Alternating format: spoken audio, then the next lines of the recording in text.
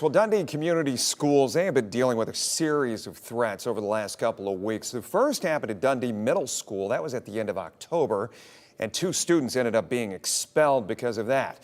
3 others to follow, they were deemed not credible. And Michael Sandlin joining us now live in the studio. He had a chance to speak to the superintendent earlier today. Michael, are any of these threats connected? Jeff, Dundee Superintendent Scott Leach didn't go into much detail about what the threats were. However, he did say that almost all the threats following the first have been copycats, calling them poor attempts to try to delay the school day. The question is now, when will they stop?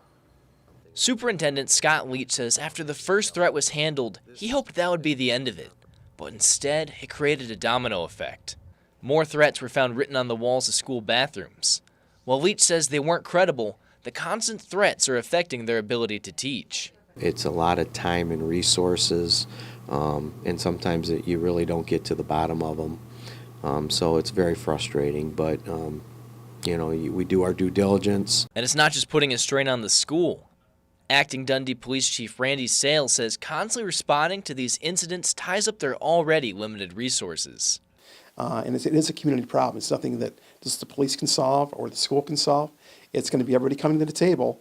Like, how do we stop kids from making these threats or making these calls? Leach says that's the million-dollar question every school district is asking right now, with threats being an issue not just in Dundee, but across the country. Obviously, there's some education and explaining to students the seriousness of making a threat, but it goes far deeper than that. This is also a mental health issue, supports at home. It's far deeper than just the school. Lieutenant Sale tells me he intends to meet with the superintendent soon to begin coming up with solutions going into the new year to put a stop to those threats. But with no threats so far this week, they're hoping the consequences speak for themselves. Reporting in studio, I'm Michael Sandlin for WTOL 11.